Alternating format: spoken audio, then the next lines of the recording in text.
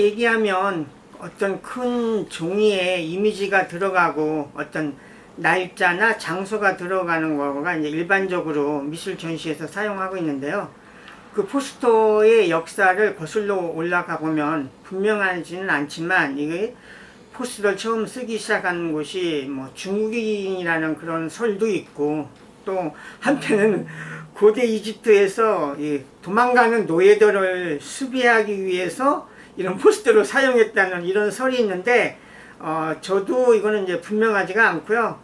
그래서 이제 실질적으로 포스터가 이렇게 역사적으로 쓰기 시작한 거는 18세기 후반 어떤 석파나 기술이 이런 게 이제 발달되고 발명이 되면서 그때부터 이제 본격적으로 포스터라는 것이 쓰기 시작을 했습니다. 그래서 처음에는 어떻게 많은 거를 이렇게 알리는 뒤에 시각적인 효과가 있기 때문에 사용을 했었는데, 이런 것들이 이제 점점 어떤 미술의 응용 미술의 영역 이런 쪽으로 들어오죠. 그래서 우리가 그 디자인 하면은 크게 우리가 시각 디자인, 뭐 산업 디자인 이렇게 해서 나눠서 공부하기도 하고, 그 시각 디자인에서 어떻게 보면 또 가장 대표적인 것이 어떤 포스터를 가지고 공부하기도 하죠. 그래서 포스터는 사실 우리에게 굉장히 밀접한 그런 홍보 매체이기도 하고요. 근데 이게 지금 포스터라는 것이 현재에 와서는 다른 뭐 영상이라든지 이런 것 때문에 많이 포스터가 대치가 되는데요. 결국 그래도 포스터는 어떤 거를 알리기 위한 가장 좋은 홍보 매체이죠. 그래서 전시를 하게 되면 어떤 대표적인 작품, 또 거기에 기간, 장소, 필수적인 거를 수록을 해서 이제 미리 붙인다든지 배포를 한다든지 해서 그 전시를 알리는 거고요. 또 이런 것들이 서양으로 이렇게 내려와서 보면 그 본격적인 이런 포스터는 그 프랑스 화가 줄 셀레라는 화가가 1836년에서 1932년에 활동했었던 사람인데요.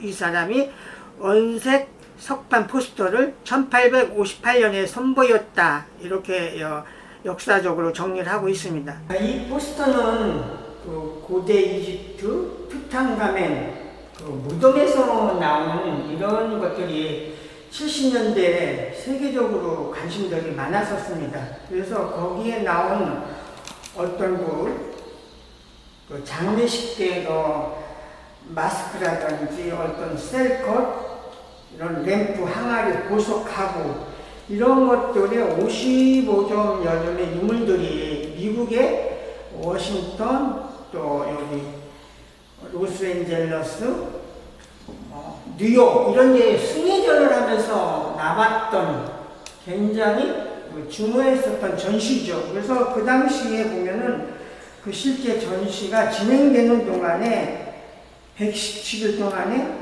8만 5천 명의 관람객이 모였다. 그래서 굉장히 역사적인 그런 거죠. 그리고 고대 이집트에 대한 우리가 유물이라든지 이런 거를 실제적으로 해서 미국하고 세계적으로 순회전을 했었을 때 그 당시 포스터입니다.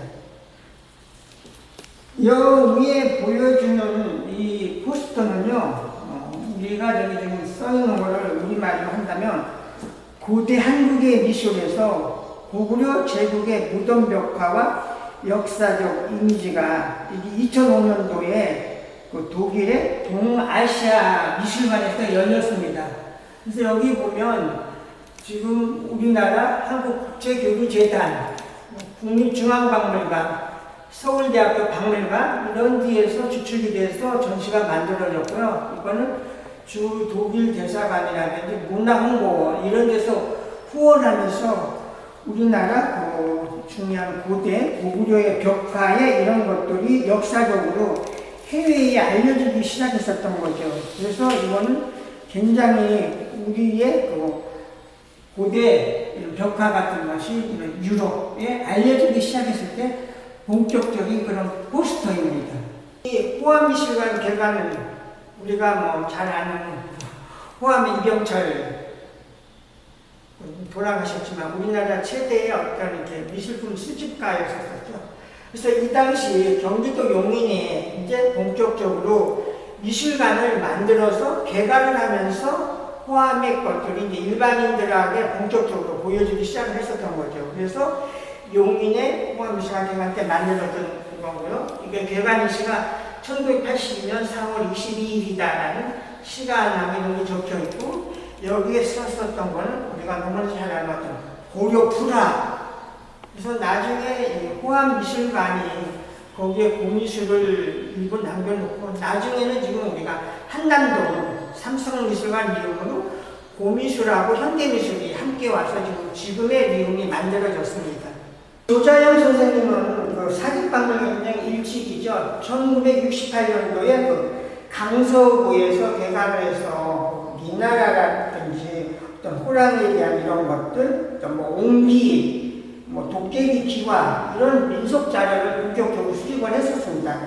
그래서 잘 운영을 하다가 이게 1984년도에 택지 개발 이런 것 때문에 이제 박물관이 문을 닫게 됐고, 또 그 이후에 어려움을 겪으면서 속리산 그 부분에 에밀레 박물관을 만들었습니다. 근데 그게 지속적으로 되지 못했고 굉장히 안타까운 일인데요. 최근에는 그 대갈 축제라는 것이 만들어져서 해마다 12월 말에서 1월 초까지 인사아트센터에서 본격적인 그 대갈 조양용 선생님을 추모하는 그런 축제도 열리고 있어서 가장 큰 민화인들의 잔치죠. 그래서 이거는 그 민화에 대한 꿈을 일으켰었던 중요했던 전시 포스터입니다. 우리가 뭐 일제 강점기를 거치면서 어쩔 수 없이 또 우리가 일본 근대미술이라든지 이런 거를 수집을 하게 되고 또 우리나라에 있게 됐었죠. 그래서 이거는 국립중앙박물관에 소장된 일본 근대미술 작품을 가지고요. 2002년에 국립중앙박물관에서 우리가 소장하고 있는 일본 근대미술의 작품을 본격적으로 연구해서 보여줬었던, 그때 만들어졌었던 포스터입니다. 요 위에 보여지는 거는 미국의 그 보스턴 미술관에서 했던 우리가 좋아하는 밀레죠. 밀레의 작품을 굉장히 많이 소장하고 있는 그런 미술관인데, 거기서 만들어졌던 그 밀레의 그냥 포스터입니다. 저희가 자료를 수집하면서 또 저희들이 가지고 수집한 것도 있지만, 때로는 외부인들이 이렇게 가지고 있었던 자료들 저희 김달진 미술자료박물관에 기증을 해 주시고 계십니다. 여기 지금 나와 있는 외국 포스터 중에 상당수는 전 국립민속박물관, 중앙박물관을 역임을 했었던 김홍남 관장님이 이화여대 교수의 정년퇴임하면서 저희들한테 포스터를 다량으로 이렇게 기증해 주셔서 지금 이렇게 또 좋은 전시가 이루어졌습니다.